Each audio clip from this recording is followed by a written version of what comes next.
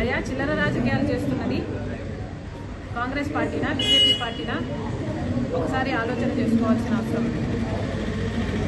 అయ్యా మీకు నిజంగానే విశాఖపట్నం స్టీల్ మీద చిత్తశుద్ధి ఉంటుంటే మరి ఇన్ని రోజులు విశాఖ స్టీల్ని ఎందుకు ఆదుకోలేదు? విశాఖ స్టీలు నాశనం అయిపోతుంటే గత 10 సంవత్సరాలుగా ఒక్క రోజైనా దాని దిక్కు చూశారా? చిల్లిగవ సాయమైనా చేశారా? కనీసం చిటికిన వేలైనా మీరు లేపి దాన్ని ఆదుకునే ప్రయత్నం మీరు చేశారా? అసలు విశాఖ స్టీలు నష్టాల్లో నడిచింది ఎప్పటి నుండి? ఎన్డీఏ ప్రభుత్వం వచ్చినప్పటి నుంచి కాదా? యూపీఏ ప్రభుత్వం నడిచినంత కాలము లాభాల్లోనే నడిచింది విశాఖ స్టీల్.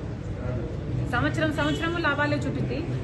ఆఖరికి యూపీఏ 2014 వరకు కూడా విశాఖ స్టీల్ లాభాలు 12,000 కోట్లు అయితే తీరా ఎన్డీఏ ప్రభుత్వం వచ్చినాక దాన్ని అన్ని విధాలుగా దాని చేతులు కాళ్ళు నరికే ప్రయత్నం చేస్తే ఈరోజు 23,000 కోట్లు నష్టాలలో ఉంది విశాఖ స్టీల్. మరి చిల్లర రాజకీయాలు ఎవరు చేస్తున్నారు? విశాఖ స్టీల్ని ఆదుకోకుండా చిల్లర రాజకీయాలు చేస్తున్నది మీరు కాదని అడుగుతున్నారు.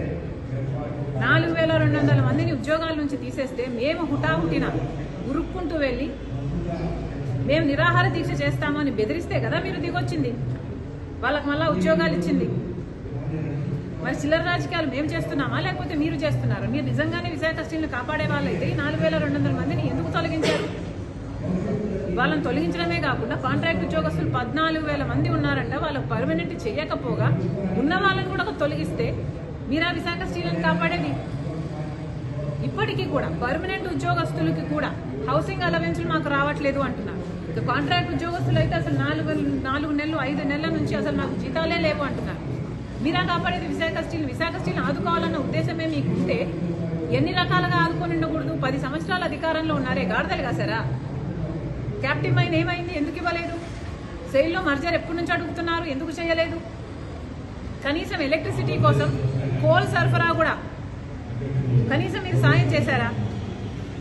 కనీసం లాజిస్టిక్స్ పరంగా పోర్టులో, గంగవరం పోర్టులో లాజిస్టిక్స్ పరంగానైనా మీరు ఏమైనా కాస్ట్ ఎఫెక్టివ్ మెజర్స్ తీసుకున్నారా? ఒక బెయిల్అవుట్ ప్యాకేజ్ ఏమైనా అనౌన్స్ చేశారా? సంవత్సరం కనీసం జీతాలు కూడా ఇచ్చుకునే పరిస్థితి లేదు. ఆదుకున్న మొఖాలు కాదు మీ. ఈరోజు మేము చిల్లర రాజకీయాలు చేశామని మాట్లాడుతున్నారా? సిగ్గుండాలి.